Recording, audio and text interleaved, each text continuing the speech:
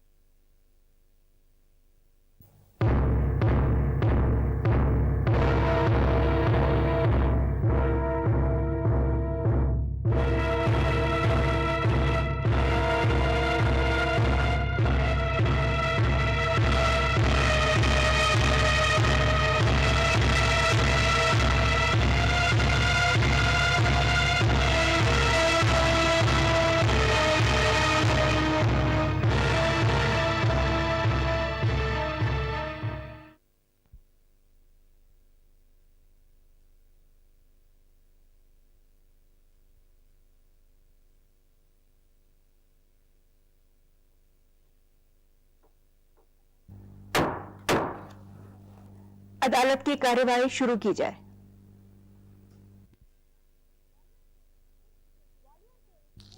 ग्वालियर के एक school teacher के घर जन्मे अटल बिहारी वाजपेयी उन बचे खुचे नेताओं में से हैं जिन्होंने 1942 के क्विट इंडिया मूवमेंट में हिस्सा लिया था। जवाहरलाल नेहरू के जमाने से नरसिम्हा राव तक अटल बिहारी वाजपेयी राजनीति के केंद्र में रहे। कॉलेज के दिनों में पहले कम्युनिज्म और फिर आर्य समाज से प्रभावित होकर आरएसएस में शामिल अटल बिहारी वाजपेयी कई अखबारों के एडिटर रहे। कवि और लेखक अटल बिहारी वाजपेयी भारतीय जनसंघ के फाउंडर्स में से एक थे। 1957 में पहली बार पार्लियामेंट पहुंचे और तब से बहुत थोड़े समय को छोड़कर 39 साल से इनकी आवाज संसद में गूंजती रही है। अटल बिहारी वाजपेयी 1967 से 1977 तक भारतीय जनसंघ के अध्यक्ष रहे।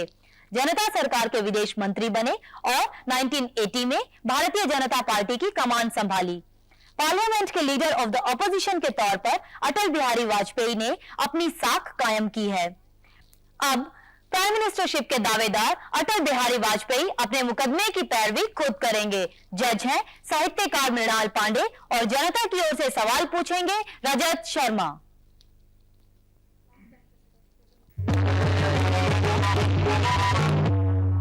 आपकी अदालत में अटल बिहारी वाजपेयी पर इल्जाम है कि इनका जीवन कॉन्ट्रडिक्शन से भरा हुआ है। अटल जी, आपका नाम में एक कॉन्ट्रडिक्शन है, अटल और बिहारी। जो अटल है वो बिहारी कैसे हो सकता है? मैं अटल भी हूं और बिहारी भी हूं।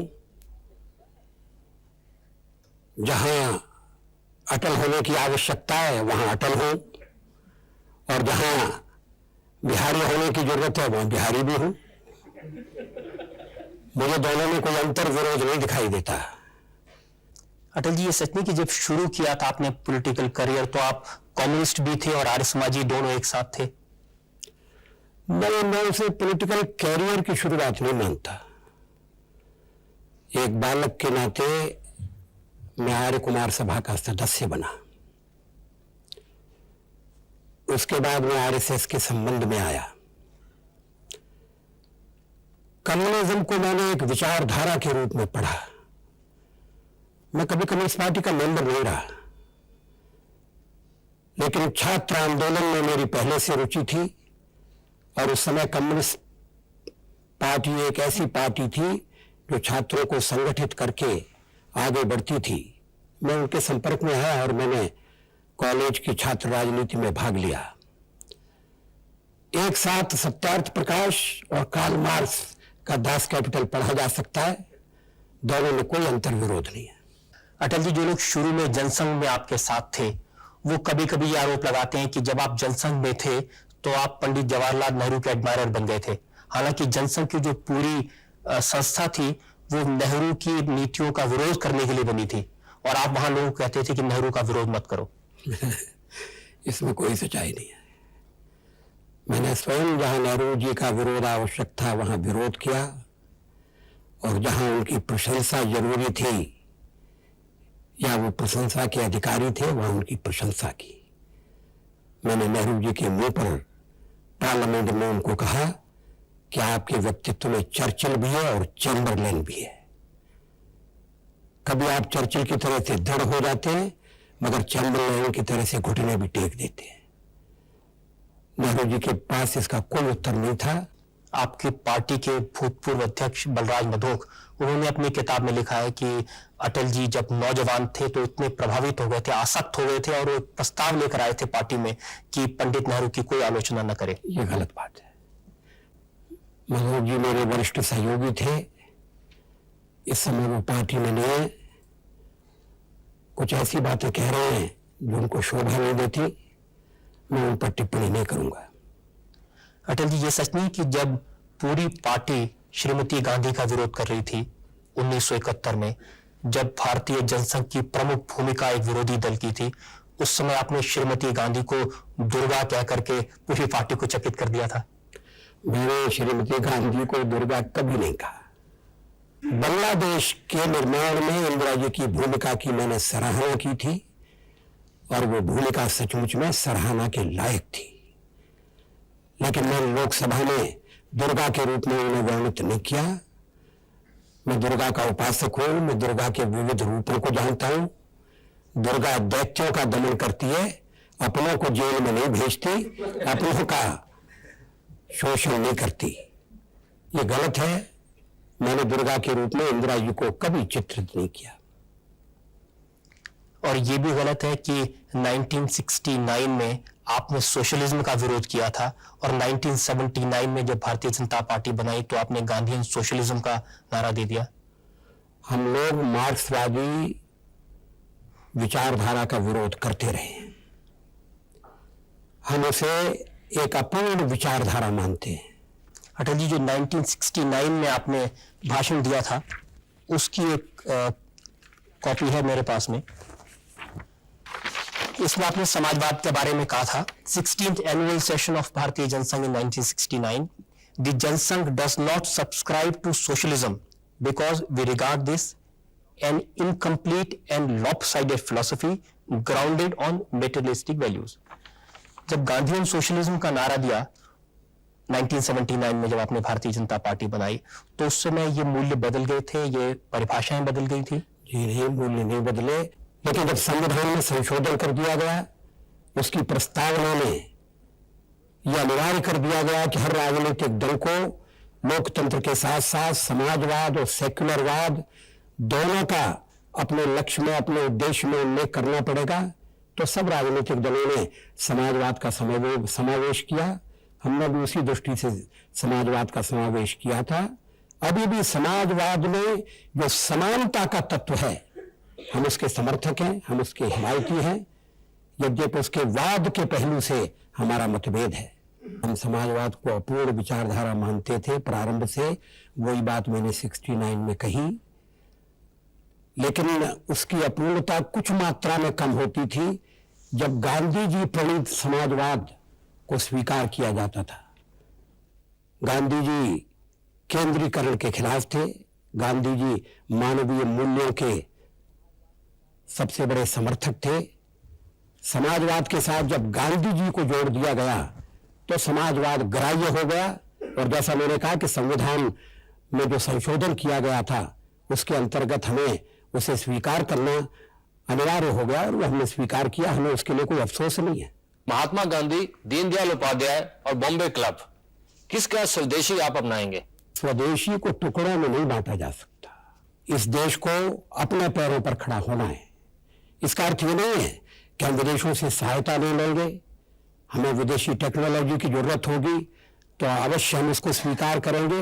लेकिन देश का ये आत्मविश्वास कभी डिगना नहीं चाहिए कि अगर विदेशों से हमें सहायता न भी मिली तो भी हम अपने बल पर, अपने परिश्रम से, अपने साधनों के आधार पर इस देश के महान भविष्य का निर्माण कर सकते हैं।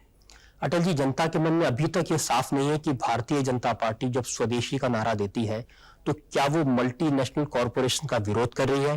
क्या विदेशों से जो पूंजी हिंदुस्तान में आ रही है उसका विरोध कर रही है? क्या भारतीय जनता पार्टी अगर सत्ता में आ जाए तो जो सरकार की आर्थिक नीतियां हैं उनको बदल दिया जाएगा?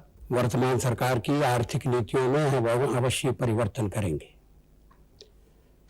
हम आर्थिक सुधारों के हामी हैं। जनसंघ के जमाने से हम कोटा परमिट राज के खिलाफ आवाज उठाते रहे हैं, लेकिन इसका अर्थ ये नहीं है कि एक विकासशील देश में राज्य की कोई भूमिका नहीं होगी। राज्य की महत्वपूर्ण भूमिका होगी। जहां तक विदेशी पूंजी का सवाल है, विदेशी पूंजी देश में आती रही है, विदेशी पूंजी भविष्य में भी आएगी, लेकिन देश के हित को ध्यान में रखकर आएगी। कभी कभी देश के हितों की उपेक्षा हो रही है, जैसा एनरॉन के बारे में हुआ। इसीलिए हमने एनरॉन का समझौता रद्द किया और बाद में जब एनरॉन देश के हित के अनुकूल काम करने के लिए तैयार हो गया तो हमने उसको काम करने की स्वीकृति भी दे दी। ये भारतीय जनसंघ के दृष्टिकोण को स्पष्ट करने वाली एक महत्वपूर्ण घटना है। अटल जी, हमारे वित्त मंत्री कहते हैं कि अगर कांग्रेस पार्टी की जो नीतियां हैं उनको रोका गया तो देश की अर्थव्यवस्था के लिए डिजास्टर हो जाएगा, एक तरह से बर्बाद हो जाएगी, क्योंकि इसको आधे रास्ते में नहीं रोका जा सकता। मैं डॉक्टर मनमोहन सिंह के विचार से सहमत नहीं हूं। सरकार बदलेगी तो नीतियों में अवश्य परिवर्तन होगा। यह ठीक है कि जो अच्छी नीतियां हैं उनको जारी रखा जाएगा। डॉक्टर मनमोहन सिंह की सेवाएं नई सरकार को उपलब्ध हो, हम तो ये पसंद करेंगे। वो तो सरकारों के साथ अपनी सेवाएं देते रहे। आप ये कह रहे हैं कि सरकार किसी की भी हो, वित्त मंत्री मनमोहन सिंह होंगे? जी नहीं, मैं ये नहीं कह रहा हूं। मैं ये कह रहा हूं कि वित्त मंत्री डॉक्टर मनमोहन सिंह की सेवाएं कोई भी सरकार, पहली सरकारें भी लेती रही और अगर आवश्यकता पड़ी तो नई सरकार भी ले सकती है। केवल सलाह, उन्हें वित्त मंत्री बनाने का प्रश्न पैदा नहीं होता। अटल जी, एक बहुत बड़ा विरोधाभास आपके चरित्र में दिखता है कि एक तरफ तो कवि होकर के आप कविता लिखते हैं, भाव की बात करते हैं, और दूसरी तरफ राजनीति के कठोर रास्ते पर चलते हैं। मैं इसे अंतर्विरोध नहीं मानता। बचपन से मैंने कविता लिखना आरंभ किया। मैं पत्रकार बनना चाहता था। मैंने पत्रों का संपादन भी किया, लेकिन जब श्रीनगर के सरकारी अस्पताल में नजरबंदी की अवस्था में डॉक्टर श्यामा प्रसाद मुखर्जी का निधन हो गया तो उनके अधूरे कार्य को पूरा करने के लिए मैंने राजनीतिक क्षेत्र में कूदने का फैसला कर लिया। राजनीति के रेगिस्तान में मेरी कविता की धारा सूख गई है। कभी कभी मैं फिर से कविता लिखने की कोशिश करता हूं, लेकिन सच्चाई यह है कि मेरा कवि मेरा साथ छोड़ गया है और मैं कोरा राजनीतिक नेता बनकर रह गया हूं। कभी कभी आपका मन नहीं करता कि उस कवि को वापस बुला करके इस राजनीति के रेगिस्तान को छोड़ करके चले जाए? मैं इस दुनिया में लौटना चाहता हूं, लेकिन स्थिति वही है कि व्यक्ति कंबल छोड़ना चाहता है मगर कंबल नहीं छोड़ता है। इस समय तो राजनीति को छोड़ा नहीं जा सकता, लेकिन राजनीति मेरे मन का पहला विषय नहीं है। राजनीति में जो कुछ हो रहा है उससे मेरे मन में बड़ी पीड़ा, कभी कभी बड़ी पीड़ा पैदा होती है, वितृष्णा पैदा होती है। लेकिन इस समय छोड़कर जाना पलायन माना जाएगा और मैं पलायन का दोषी नहीं बनना चाहता। कर्तव्य की पुकार है तो मैं लड़ूंगा, संघर्ष करूंगा। आपकी अदालत में अटल बिहारी वाजपेयी पर इल्जाम है कि ये पार्टी से ज्यादा पर्सनल इमेज पर ध्यान देते हैं। अटल जी, आपकी पार्टी में बहुत सारे लोग ऐसे हैं जो ये कहते हैं कि अटल जी अपनी छवि को बेदाग रखते हैं और पार्टी पर कभी कभी आरोप लग जाए तो चुप्पी लगा लेते हैं। ये ठीक नहीं है। चुप्पी लगाने का तो सवाल पैदा ही नहीं होता। मैं चुप रहना नहीं चाहूं तो दुनिया चुप नहीं रहने देती। मैं पार्टी के पक्ष में बोलता हूं और मैं इसीलिए पार्टी में हूं क्योंकि मैं पार्टी के सिद्धांतों को नीतियों को और कार्यक्रमों को ठीक समझता हूं। जब आप विदेश मंत्री बने, जिस समय जनता पार्टी की सरकार बनी 1977 में केंद्र में, उस समय आपने बजाय भारतीय जनसंघ की नीतियां फॉलो करने के, बजाय गुरु गोलवलकर और सावरकर के सिद्धांतों पर चलने के, आपने जवाहरलाल नेहरू और सरदार पटेल के सिद्धांतों पर चलना ज्यादा बेहतर समझा। मैं जनता पार्टी का विदेश मंत्री बना था, जनसंघ का नहीं। अन्य दलों ने अपनी अपनी बहुत सी बातें छोड़ी, हमने भी कुछ अपने दृष्टिकोण ताक पर रख दिए और जो साझा कार्यक्रम तय हुआ था उस पर अमल किया। विदेश नीति का जहां तक सवाल है, गुटनिरपेक्षता की विदेश नीति पर देश में पहले से आम सहमति रही है। मैंने एक बार नेहरू जी के सामने लोकसभा में कहा था कि अगर नेहरू जी हमारे प्रधानमंत्री न होते और स्वतंत्रता के बाद हमें विदेश नीति का निर्धारण करना होता तो हम गुटनिरपेक्षता की नीति का ही निर्धारण करते। आपको ये नहीं लगता कि जो भारतीय जनसंघ के कार्यकर्ता थे जिन्होंने जनता पार्टी ज्वाइन की थी, उनको इस बात से तकलीफ हुई होगी कि जिस सोवियत यूनियन और जिस पाकिस्तान के खिलाफ बढ़ चढ़ करके जनसंघ के नेता बोलते थे, उनकी तरफ दोस्ती का हाथ बढ़ाया आपने विदेश मंत्री के तौर पर? साम्यवाद से वैचारिक स्तर पर मतभेद होते हुए भी हम सोवियत संघ के साथ मित्रता बनाए रखने के पक्ष में थे। जब उस समय की सरकार ने सोवियत संघ से हथियार लेने का फैसला किया तो जनसंघ ने उसका स्वागत किया था। और अगर अब भारतीय जनता पार्टी सत्ता में आई तो आप विदेश नीति में परिवर्तन करेंगे या नेहरू की पंचशील की नीति को फॉलो करेंगे? नेहरू जी की पंचशील की नीति विश्व में जिस संदर्भ में विकसित की गई थी वो संदर्भ बदल चुका है। शीत युद्ध समाप्त हो गया है। गुटनिरपेक्षता की प्रासंगिकता पर प्रश्न चिन्ह लग रहे हैं। अब तो दुनिया के गरीब देशों को, विकासशील देशों को एक साथ आकर और समृद्ध देशों पर इस बात के लिए दबाव डालना चाहिए कि ये समृद्धि केवल उन्हीं देशों तक सीमित न रहे, वो विश्वव्यापी समृद्धि हो और उसमें गरीब देशों का भला हो। भारत को ऐसे विकासशील देशों का नेतृत्व करना है। लेकिन अब तो भारतीय जनता पार्टी आपके कंट्रोल में है। भारतीय जनता पार्टी के नेता के तौर पर आप जिनेवा जाएं और जिस कश्मीर नीति का आप यहां विरोध करते हैं उस पर आप भारत सरकार का, नरसिम्हा राव का समर्थन करें, ये कुछ अटपटा नहीं लगता है? नहीं अटपटा है, न चटपटा है। जिनेवा में नरसिम्हा राव जी का समर्थन करने का सवाल नहीं था। मानवाधिकारों के प्रश्न पर भारत के पक्ष को प्रबलता के साथ रखने का प्रश्न था। पाकिस्तान को मुंह तोड़ जवाब देने की जरूरत थी। जब नरसिम्हा राव ने मुझे निमंत्रण दिया प्रतिनिधिमंडल का नेतृत्व करने के लिए, मैंने पार्टी से परामर्श किया और मैं तैयार हो गया। जिनेवा में मुझे देखते ही पाकिस्तानियों के होश उड़ गए। उन्होंने कहा ये मुसीबत कहां से आ गई। बेगम बेनजीर ने टेलीविजन पर कहा कि एक भारत है जिसका विरोधी दल का नेता अपने देश का समर्थन करने के लिए जिनेवा तक जाता है, और एक पाकिस्तान का विरोधी दल का नेता है जो जिनेवा जाने के बजाय घर में बैठकर मेरी आलोचना करना ही अपना सबसे बड़ा काम समझता है। भारत और पाकिस्तान का अंतर स्पष्ट हो गया। हमने पाकिस्तान को खरी खरी बातें सुनाई और पाकिस्तान उस समय जिनेवा के उस सम्मेलन में भारत के विरुद्ध प्रस्ताव पास नहीं करा सका। अगर फिर कभी आवश्यकता पड़ी तो हम सारे मतभेद भूलकर और देश पर आने वाले संकट का सामना करने के लिए इकट्ठा होंगे, और हमारे किसी पड़ोसी को इस बारे में गलतफहमी नहीं होना चाहिए। हमारे मतभेद घर के मतभेद हैं, बाहर वालों के लिए हम 100 और 5 नहीं, हम 105 हैं। कुछ लोग ये भी कहते हैं कि उस समय नरसिम्हा राव ने आपकी अपनी दोस्ती का, आपके उनसे जो व्यक्तिगत संबंध है उसका फायदा उठाया अपनी इमेज बूस्ट करने के लिए। मैं ऐसा नहीं मानता। इमेज तो मेरी बूस्ट हुई मगर मैं इसके लिए नहीं गया था। सवाल था पाकिस्तान को प्रभावी उत्तर देने का, मुस्लिम देशों से खरी खरी बातें कहने का, और मैंने इस कर्तव्य का पालन किया।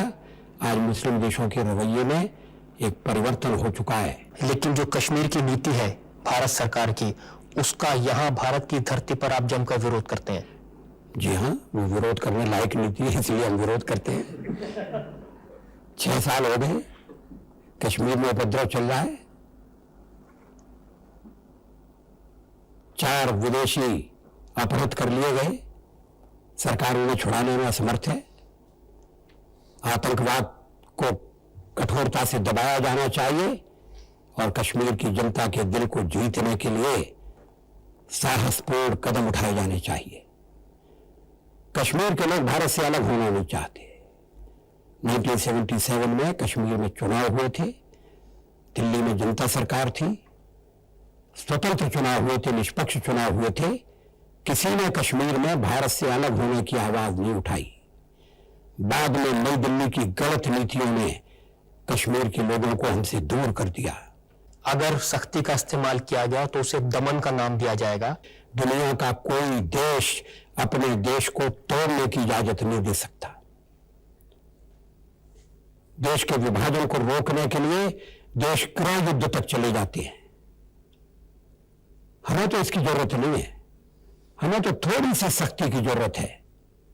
अभी सेना भेज दी जाती है मगर उसको कोई स्पष्ट निर्देश नहीं दिए जाते। पहाड़ी पर खड़ी सेना चरारे शरीफ को दूर से देखती रहती है मगर हस्तक्षेप नहीं कर सकती। चरारे शरीफ भी जल गया और मस्त गुल भी पाकिस्तान भाग गया। इस नीति को बदलना पड़ेगा। अटल जी, आपकी और नरसिम्हा राव जी की गहरी दोस्ती है। वर्तमान चुनाव में अगर किसी दल का स्पष्ट बहुमत नहीं आया तो क्या आप दोनों मिलकर के सरकार बनाएंगे? दोस्ती आप जितनी गहरी समझते हैं उतनी गहरी नहीं है।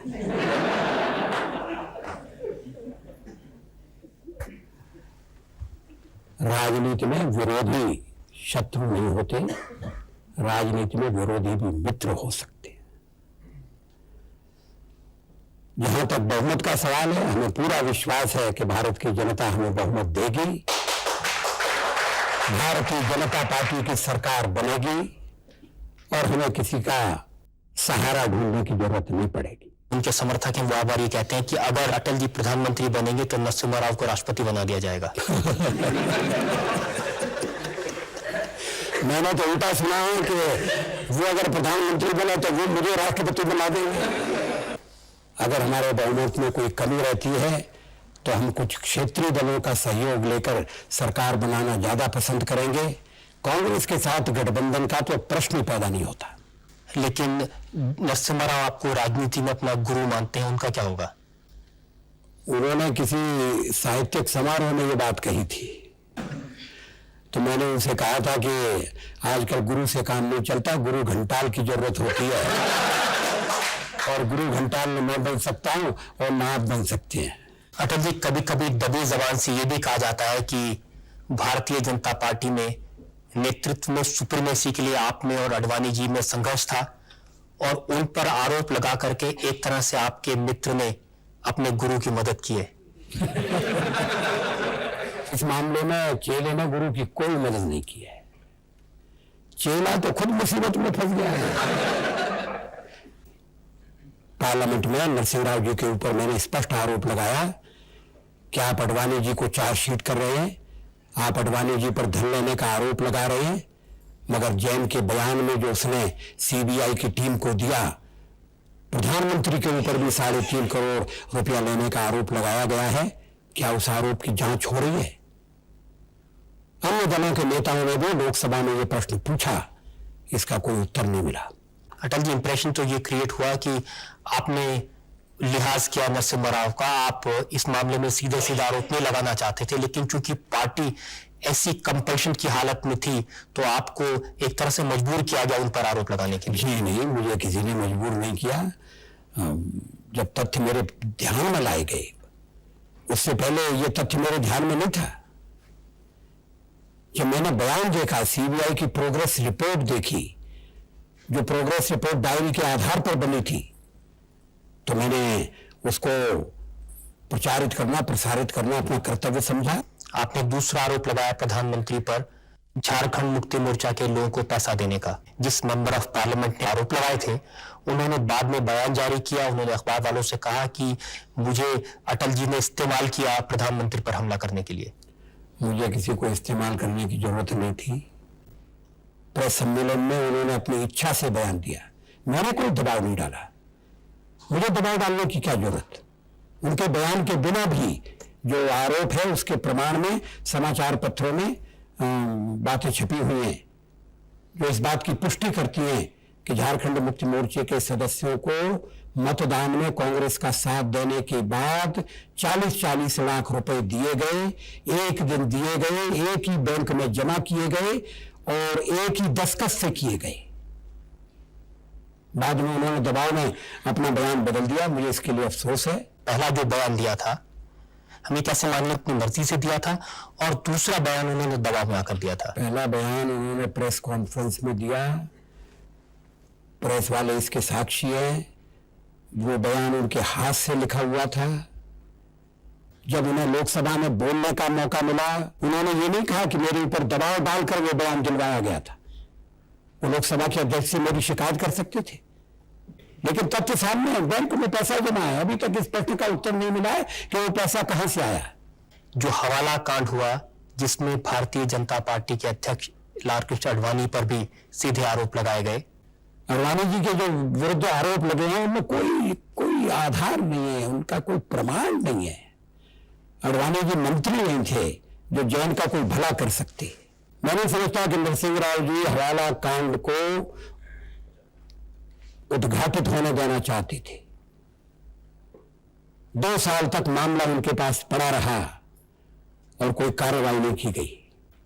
उन्होंने जब देखा कि भ्रष्टाचार चरम सीमा पर पहुंच गया है, भ्रष्टाचार उनके दोबारा प्रधानमंत्री के मार्ग में बनने के मार्ग में बाधक है, तो उन्होंने तय कर लिया कि अब जिसकी बलि चढ़ाना है बलि चढ़ा देंगे, अपने को बचाने की कोशिश करेंगे, अपनी शुद्ध छवि लोगों के सामने लाने का प्रयास करेंगे।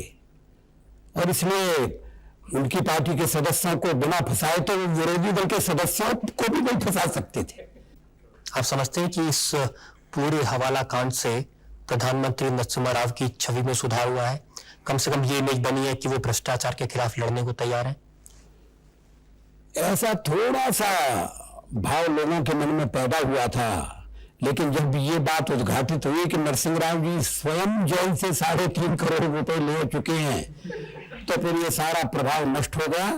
अब नरसिंह राव जी भी कटघरे में खड़े हैं। उन्होंने औरों को कटघरे में खड़ा करने की कोशिश की, उसी कटघरे में स्वयं जाकर खड़े हो गए और तो अपनी सफाई भी दे रहे हैं। उन्होंने तो मुंह बंद कर रखा है।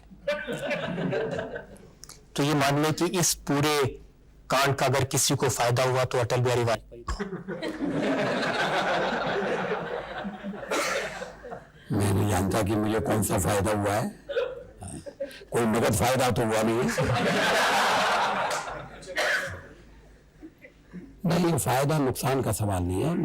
मैं हवाला की घटना को बहुत गंभीरता से लेता हूं। हमारे राष्ट्र जीवन में जो भ्रष्टाचार का नासूर धीरे धीरे पनप रहा था, वो फूट गया है। भ्रष्टाचार अपनी संपूर्ण भयावहता के साथ हमारे सामने प्रकट हो रहा है। हम पहले से ये बात कहते रहे हैं कि कुछ राजनेता, भ्रष्ट राजनेता, भ्रष्ट अफसर और भ्रष्ट उद्योगपति तीनों मिलकर देश को लूट रहे हैं, देश के साथ जाति कर रहे हैं। जो कुछ तथ्य प्रकाश में आए उससे इस बात की पुष्टि होती है। अगर राजनीतिक आधार पर आरोप नहीं लगाए जाते तो हवाला कांड हमारे लिए एक चेतावनी भी बन जाता और एक चुनौती भी बन जाता। सीबीआई अपना कर्तव्य पालन करे, हम ये चाहते हैं, और सुप्रीम कोर्ट ठीक तरह से निर्देश दे, इस बात की भी आवश्यकता है। हवाला कांड जैसे कांड दोहराए नहीं जाने चाहिए।